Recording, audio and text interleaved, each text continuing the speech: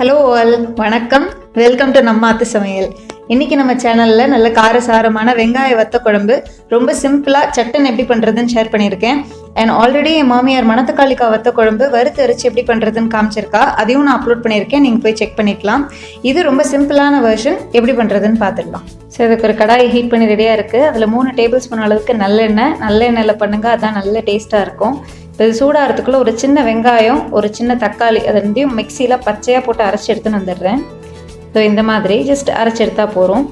இப்போ எண்ணெய் சூடாக இருக்குது, அதில் ஒரு டீஸ்பூன் கடுகு நல்லா பொரிஞ்சதும் ஒரு 1.5 டீஸ்பூன் அளவுக்கு கடலைப்பருப்பு. சாரி மக்களே, இன்றைக்கி திடீர்னு கரண்ட் போயிட்டதுனால லைட்டிங் கொஞ்சம் மொக்கையாக இருக்குது, அட்ஜஸ்ட் பண்ணிக்கோங்க. இது கொஞ்சம் செவந்து வந்ததுக்கப்புறம் 2 வரமிளகா சும்மா அப்படியே கிள்ளி போடுறேன். இப்போ இது செவந்து வந்ததுக்கப்புறம் ஒரு கொத்து கருவேப்பிலை, 1 டீஸ்பூன் வெந்தயம் நிறையவே போட்டுக்கலாம், நல்லாயிருக்கும். இப்போ இது நல்லா செவந்து வந்ததுக்கப்புறமா இந்த நம்ம அரைச்சி எடுத்துன்னு வந்தோம் இல்லையா, வெங்காயம் தக்காளி பச்சையா, அதை சேர்த்துடலாம். இதில் இது வந்து அந்த எண்ணெயிலேயே நல்லா பொரியணும்.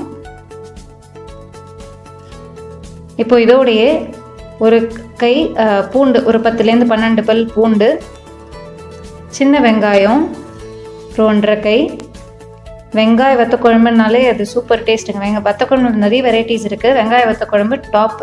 ஸோ இதெல்லாம் நல்லா வதங்கி வந்ததுக்கப்புறமா ஒரு 1/2 டீஸ்பூன் மஞ்சள் தூள், நான் வந்து ஒரு 3 டீஸ்பூன் அளவுக்கு சாம்பார் பொடி சேர்த்துருக்கேன். இந்த காரம் அவ்வளோவா இருக்காது. இந்த சாம்பார் பொடியோடைய கொஞ்சம் பெருங்காயத்தூள். இப்போ இந்த சாம்பார் பொடி, பெருங்காயம் இதெல்லாம் நம்ம சேர்த்த அந்த நல்லெண்ணெயிலே நல்லா புரியணும். ஆனால் 1 நிமிஷத்துக்கு மேலே இது இருக்க வேண்டாம், இல்லைன்னா ஒரு மாதிரி தீஞ்ச ஸ்மெல் வந்துடும். இந்த சாம்பார் பொடியை எண்ணெயிலேயே சேர்த்துறதுனால அது நல்ல வாசனையாக இருக்கும். இப்போது நான் புளி கரைசல் எடுத்து வச்சுருக்கேன், 1 கப் அளவுக்கு இருக்குது. இதுக்கு வந்து நான் எவ்வளோ புளி நினச்சேன்னா, ஒரு பெரிய எலுமிச்சம்பழம் சைஸ் புளி தெரியுதா, இதை வந்து நான் நினச்சி புளி கரைசல் எடுத்து ரெடியாக வச்சுருக்கேன், அதை சேர்த்துடுறேன்.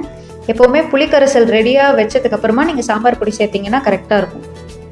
இப்போது இந்த புளி கரைசலை நல்லா 1 கப் சேர்த்தோம் இல்லையா, ஸோ 1 கப் தண்ணியை விட்டு நல்லா டைல்யூட் பண்ணிவிடுங்க, இது ரொம்ப முக்கியம்.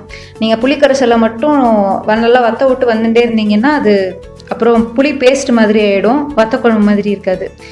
இப்போது இதுக்கு தேவையான அளவு உப்பு சேர்த்துடுறேன், கல்லுப்பு தான் சேர்க்குறேன். இப்போ இது நல்லா கொதி வரட்டும். கொதிக்க ஆரம்பிச்சிடுத்து, ஒரு 5 நிமிஷம் இது நல்லா கொதிக்கட்டும். இது நல்லா சுண்டி வத்தி வரணும். இப்போ தெரியுதா, பாதிக்கு பாதி குறைஞ்சிடுது.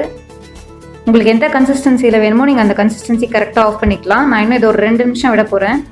இப்போ பாருங்கள், இது கரெக்டாக இருக்குது இந்த கன்சிஸ்டன்சி. ஸோ இறக்குற ஸ்டேஜில் 1 டீஸ்பூன் அளவுக்கு வெல்லம் சேர்த்துருக்கேன். வெல்லம் மஸ்ட்டு, அப்போ தான் சூப்பராக இருக்கும். போட்டு ஜஸ்ட் ஒரு மிக்ஸ் கொடுத்துட்டு இதை நம்ம ஆஃப் பண்ணிட போகிறோம். பர்ஃபெக்ட் கன்சிஸ்டன்சியில் இருக்குது. எண்ணெய் எல்லாம் பிரிஞ்சும் போது அது வந்துருக்கு பார்த்தீங்களா, அவ்வளோதான்.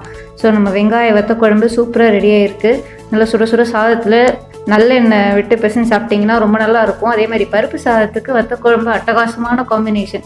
தயிர் சாதத்துக்கு கேட்கவே வேண்டாம். ஸோ சூப்பராக ரெடியாக இருக்குது நம்ம வத்த குழம்பு. நீங்களும் கண்டிப்பாக இதை ட்ரை பண்ணி பார்த்துட்டு எப்படி வந்ததுன்னு சொல்லுங்கள். நம்ம சேனலுக்கு சப்ஸ்கிரைப் பண்ணிக்கோங்க. சப்ஸ்கிரைப் பண்ணிவிட்டு பக்கத்தில் இருக்கிற பெல் ஐக்கானை ப்ரெஸ் பண்ணி ஆல் அப்படிங்கிற ஆப்ஷனையும் கிளிக் பண்ணிக்கோங்க. இந்த வீடியோ பிடிச்சிருந்ததுன்னா ஒரு லைக் கொடுத்து ஷேர் பண்ணுங்கள். தேங்க்ஸ் ஃபார் வாட்சிங்.